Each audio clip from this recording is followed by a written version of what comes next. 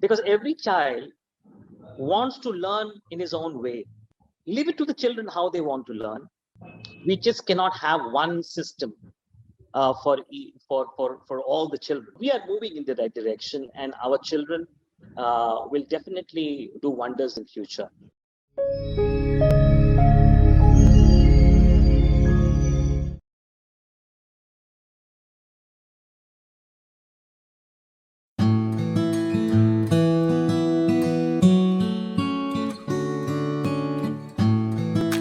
Hello and a very warm welcome to Great Principles. I am Seema Chhoriya. I bring to you another renowned figure from the world of Indian academia.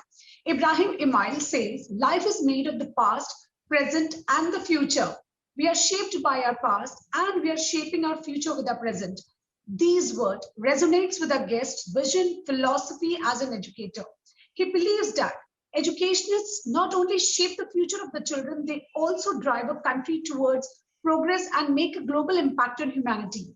Talking with us today is Mr. Abhay Ghosh, Director Principal, Shanti Asiatic School, Gujrat, Ahmedabad. He has completed 3 decades in academics and has immense expertise in education sector. Welcome to Great Principles, sir. It's an honor to have you. Thank you, Seema, and thank you for hosting me today. So, sir, let us begin where it all started. You know, our Once Upon a Time stories, or at times, you know, it's a masala of a hit Hindi movie. Smiles, tears, highs, lows, awards, criticism. So tell me, sir, what was your Once Upon a Time? What motivated you as a student, or how did your past as a student guide you towards your career of choice?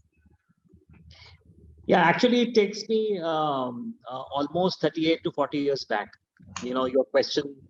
And if I look at your question, and that is when I was in school, and I was in a city called Kanpur, and I was admitted to Jaipuriya school. That time, actually, Jaipuriya school started in Kanpur, and since my childhood, I had the opportunity to have the schooling there.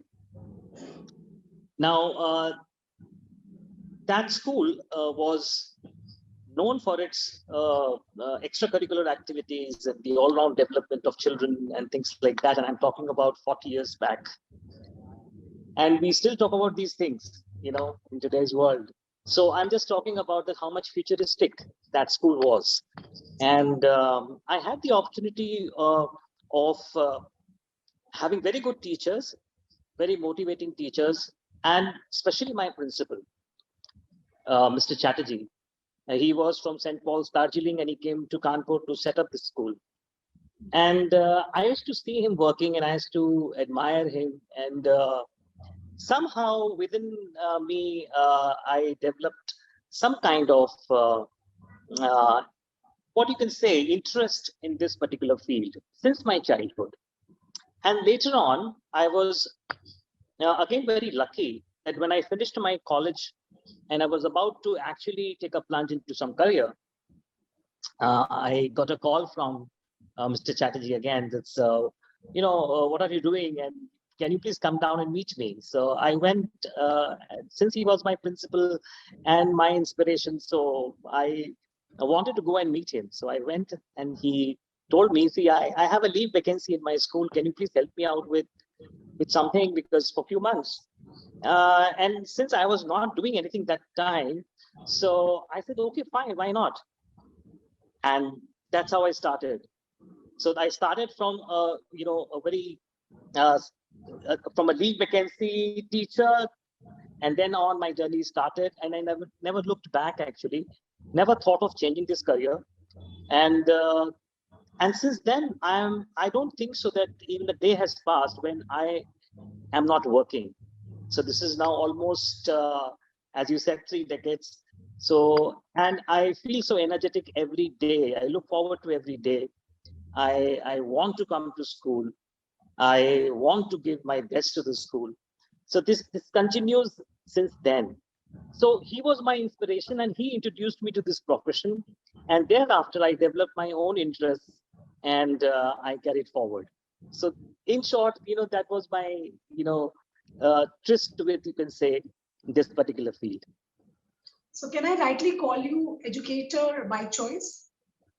Yes, educated by choice. Yes. So, sir, I think I'm very fortunate because these days you don't get educators by choice. They are landing it in this profession just by chance. They don't have anything to do, so they land up. And, that is why when we have these kind of people, those who are educators by choice, we see the passion for bringing out that change, passion for teaching, shaping the lives of students. So we are fortunate enough today to talk to this educator who is an educator by choice, and let's see how the conversation unfolds further. So going ahead in our conversation, sir, so, today teachers are responsible for providing the formal and informal education both. Earlier, it was like, that school is responsible for formal, and informal is the parents' responsibility.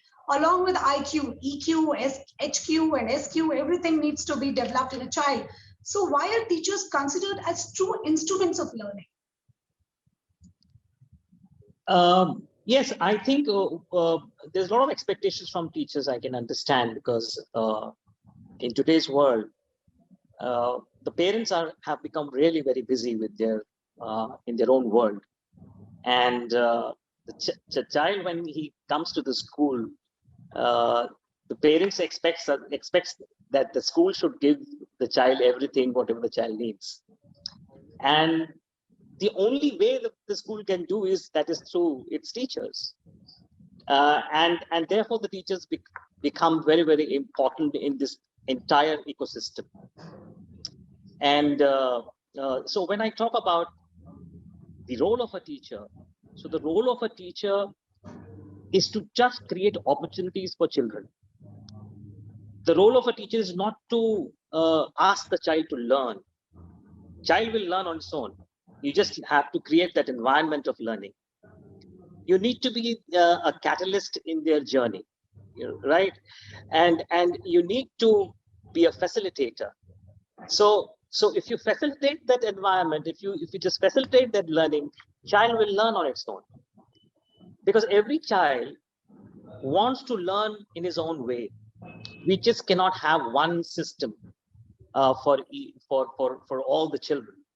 So leave it to the children how they want to learn. Just give them that environment, give them that motivation, tell them that, yes, I am there by your side. I'm there to support you. I'm there to see your back. So if the child knows that, and then, he gets that inspiration and motivation to go forward. So learning cannot be forced. Learning, you cannot just induce learning into somebody. Learning happens automatically. Because humans are actually by birth, they learn. They learn so many things. When the child is born, the child starts learning. So let's not interfere with that. Let the child get that opportunity, and therefore the role of teachers becomes very important. So the training of teachers and how the teachers should interact with children, how the teachers should create an environment of learning in the classroom, that becomes very important. So I feel that could define what a teacher could be. So I completely admire your answer that, every child learn at his own pace and learn differently. They have their own learning mechanism. But this arouses another very hitting question in my mind that says that if child learn differently, why do we examine them on a similar lines? Suppose I am good at speaking, but I'm not good at expressing myself in words, in written words. I can't write. So why do we judge children on the same manner? What can we do with this? Exactly. Now that is what I think our education system has to look into. I'm not saying that everything is hunky-dory in our system and everything works very well. We have been following a system which has been, probably what can I say, developed by Lord Macaulay. Probably we are following that system, and we never thought of that. We as Indians, what is our strength, and where we can actually look within ourselves and create a system for ourselves, not to copy anybody else. So unfortunately that has not happened for so many years, but we are moving in the right direction because with this national education policy coming in now and talking about lots of things now, where they give that opportunity to the child and the advantage to the child to decide what he wants to learn, how he wants to learn, and with what pace he wants to learn. Now, that has been incorporated in the national education policy.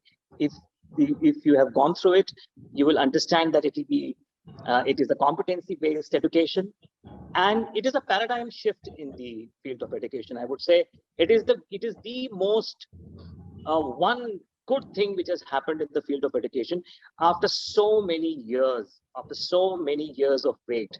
And I am so happy that I am still working and I'm part of this change. I'm part of this change. Probably after few years, maybe I would have retired and I would have not been able to participate in this. But I'm happy that I'm there and I can contribute and I can, give my bit to this. Certainly, sir. This visionary policy really looks very promising. And like, I have this doubt that why don't we judge children as per their abilities? This policy has so many things which has already encompassed in it. Now the key lies in its execution. Let's see how well is it executed, and much needed introspection is being done on education system finally.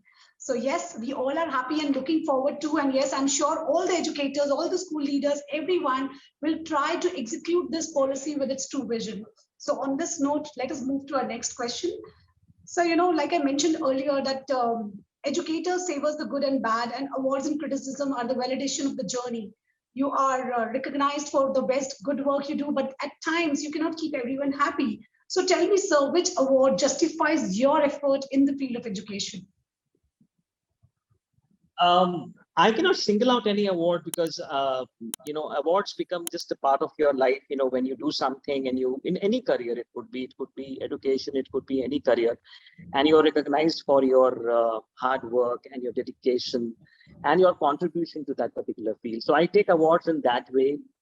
There are many awards, but the Shiksha Ratan Award, which I got recently, that was kind of a lifetime achievement award, but I'm still working, so I'm not retired. So that actually also inspired me to go further. There are plenty of them, but I'll tell you, Seema, the real award is when you see your children doing well in life. That is, no award can match it. No award in the world can match it, because when I see my children doing well, see my children successful, see my children interacting with me, coming back to me and saying, "Hello, sir, do you recognize me? You taught me mathematics in class 8 or class 10." This is something which actually nothing can replace it. No award, no emolument, no. I mean, I don't think so. Money can also, replace this. So this is something which I always look forward to, and I'm in touch with so many of my students in all these years, and they come back to me and say, "Sir, thank you so much. You told me this, and I am doing this." So this is something great. Certainly, sir. Totally agree. When you are an educator by choice and a passionate one, there cannot be another award bigger than this, that your children remembers you, they come back to you, and you are in touch with them even today. So this is what I meant when I said that very often we get to these days educators by choice, for whom the award is that they have created a difference in the lives of so many beautiful minds. So on this note, let's move on to our next question. So, sir, working in a team is like working on a tightrope. There are so many members involved, and at times many of them don't take the decision in the way it is to be. So, there are some kind of grudges amongst them. You need advice and support of someone to handle your team, and also many decisions that you need to take are very quick. So tell me, sir, that education is that person you go to in the time when you need advice and support. Yeah, as I told you, that I was lucky when I was introduced to this profession by my own principal, who was in my school. So I learned a lot from him, and the way he managed the entire school and the way he carried himself. And and later on, I was inspired by many of my mentors and principals whom I worked with in different schools. I was in a boarding school in Missouri for a very long time, and I had my principal and chairman there, so So he had a very different and very a very unique vision, of work. When he said that, you don't go into these petty matters. Why do you involve into petty? See the larger picture. See the larger picture. Because if you go into these petty matters, oh, he said something to somebody, he said something to somebody. He said, you don't have to. This will happen in all the schools, because when you've got so many teachers and you've got so many staff working under you, this is going to happen. But don't go into petty things. So I kept learning different things from different people, and all of them inspired me. But if you talk to me that my favorite person, a national figure, that is Dr. Kalam, that is Dr. APJ Abdul Kalam. I have never seen a person like him, and I was lucky to have interacted with him twice. And the kind of person he was, I mean, I don't think so that he ever could make anybody feel that he's the first citizen of the country or the president of India or something like that. You just meet him, and it means that you're just meeting a very, very humble and docile person, a very, very affectionate, a loving person. So, and when I read his books like Wings of Fire and United Minds and things like that, and I remember an incident when he came to my school and said, okay, you are the head of the school, so I have got for you these bunch of books. So I thought he was giving it to me. He said, the bunch of books, a gift to me. He said, no, you keep it in your library, and I want all of your children to read these books. So that is the kind of man he was. And the kind of vision he had for the country, the kind of vision he had for children and the young people, the younger generation, that still inspires me. And his last moment was also when he was delivering a lecture from a podium. Now, what else we want in our life, So that has touched my heart, and that I will always be grateful to the Almighty that He gave me an opportunity to interact with Him, to listen to Him, and just keep me in my heart, keep Him in my heart. Certainly, Sir. Kalam sir was one such visionary man whose ideologies even stay, true in today's time and even going times forward. He truly believed that youth is the future of any country, and we need to build our youth today. And that start immediately from the primitive years. And that is why he had so much of focus on, primary education and secondary education, that this is where the future is lying. Yes, truly a humble person. So on this note, we reach to the very interesting segment of the show. This is called rapid fire round, sir. You have to answer in one word or a statement. And your answers need to be quick. Okay, okay, fine. So it's rapid fire. Yeah. So I think you will fire the questions, and probably I'll have to save myself. Yep. Yes, sir. Okay. Fine. So here goes the first question, sir. You spend your recreational time indulging in activities like? Well, I listen to good music, any kind of music which is good, and just like any ordinary person, I just want to watch movies, good movies. That's it. That's how I spend my time. Though I have to find time, but whenever I have, I do these two things.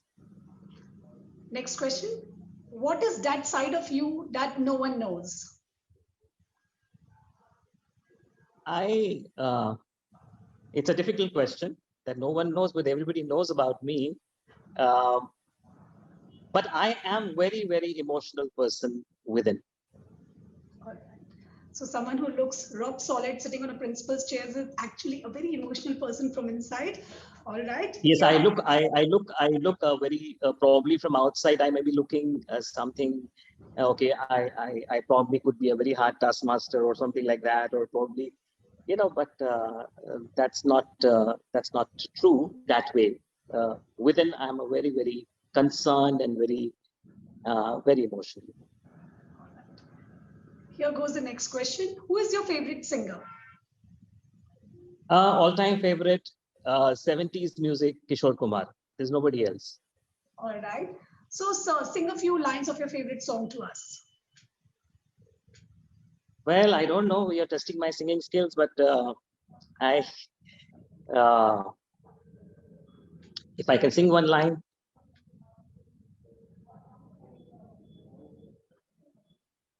जिंदगी के सफर में गुजर जाते हैं जो मकाम, वो फिर नहीं आते, वो फिर नहीं आते। जिंदगी के सफर में गुजर जाते हैं जो मकाम, वो फिर नहीं आते, वो फिर नहीं आते। Thank you. Wow, you are really a good singer, sir. We were not testing your skills, but certainly you are. All right, here goes the next question. Theater is an art that helps you express yourself better. True or false? That's true. That's true. I believe in it, and in our school we promote a lot of theater and a lot of performing arts in our school. So I believe in it. All right. What was the last adventurous thing you did? The last adventurous thing.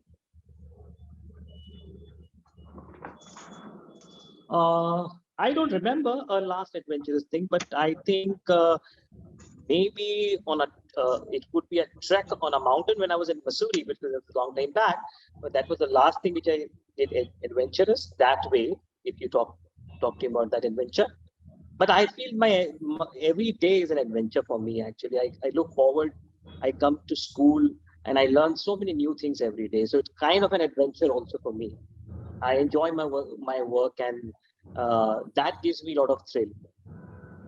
Wonderful. And when your work gives you thrill, it's no more a work. It's something that you enjoy and look forward to. So great, sir. It was absolutely delightful to know you in this segment. Now we reach to the last question of the show, which is called Viewer's Choice Question. My viewers keep sending me loads of questions, and this is the one which I have picked for you. They say that as parents and educators, we are all aware of the trends which usually upset many discussions on learning. The rote method and the practice of copying answer from the textbook, these all encourage the habits which the child should or shouldn't do. So do you recommend and learn and encourage any learning methodology that helps students think and act on their own based on their understanding? See, when we come to giving any advice to the parent or to the teacher or any new methodology, but I would say that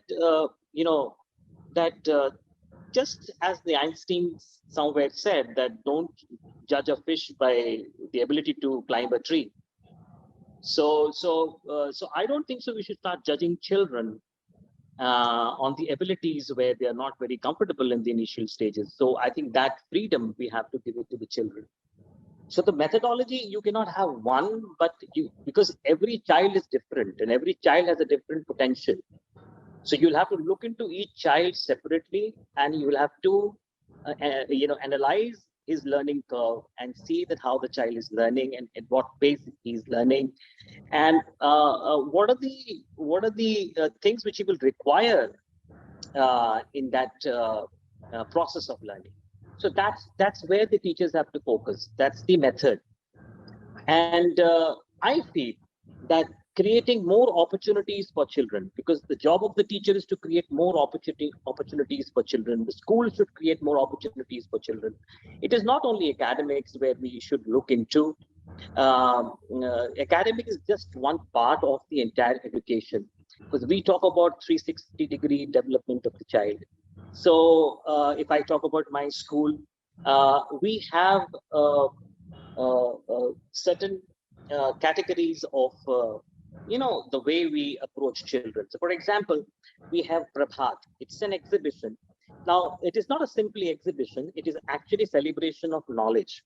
So it's kind of an experiential learning kind of thing. Whatever the child is doing in the class, he showcases that to the parents and to the visitors. So and he develops that confidence, the communication skill, and everything else which comes along with it. So that happens. We have 32 clubs in our school, various clubs, right from cookery club to gardening club, so many other clubs we have. So each child participates and is a part of this club. And throughout the year they do something, do various things in their club, and then they end of it they showcase it, and that is Prabhat. So that is how we this is now about knowledge. Now we have something called Prayas. Now Prayas is sensitizing the child about uh, uh, the social causes, you know the requirement for actually working for the society. So in that, now we have various programs. We have health awareness programs where the children go and maybe present a nukkad natak, the street plays and things like that, and go and anywhere in the city, where it could be a park, it could be a mall, it could be anywhere. So they educate people around them, and then they come back to me and say, "Sir, today so many people appreciated us, and they all stood there and they watched us and they interacted with us and they clicked our selfies and things like that." So the confidence they gain, and they're again doing something which is for the society. So prayas, then joy of giving is a part of it. We at a very small age we inculcate that in our children, that sharing. So small kids, even from primary to primary school, they go out and they meet children from other schools, maybe who are not so privileged probably. So they go and share so many things with them. They present so many things for them. A cultural program or something like that. So this is again prayas, which we again is a part of our curriculum, as you can say, it's a part of our system in the school. We have something called Ashai. Now that is completely a cultural side of it, where we present theater, dance and drama, so many other things, music, where it is presented to all the parents and visitors. Then we have something called Bhartiyam, which is again completely for sports. So children who are good in sports, who can excel in sports, they showcase their talent and they present their talent, whether it's yoga, whether there are various types of drills and various types of things they present on this day. So I think the education, we cannot have boundaries for education, and we cannot divide it into silos also, and we should not.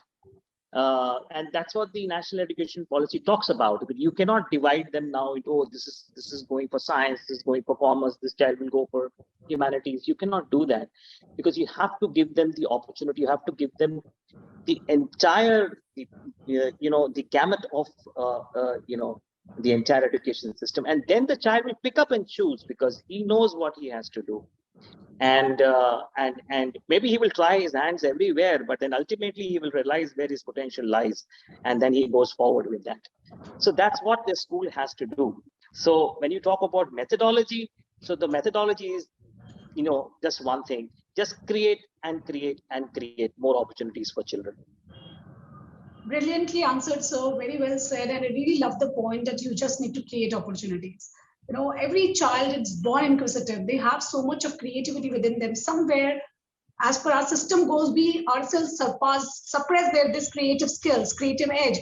So I really like the point where you mentioned so many things happening in the school, the Prayas, Prabhat, the gaming thing, and the theater skills. So many things are happening. What a wonderful thing to hear, that today children are getting so much of exposure, and this is what it's all about. When we as parents and educators give them exposure, opportunities, that is when they realize, all right, where is my interest is lying, and we can help them to know where they excel at. So we can just handhold them and take them to their destiny. Wonderful, sir. It's really good to know that what is happening at your school.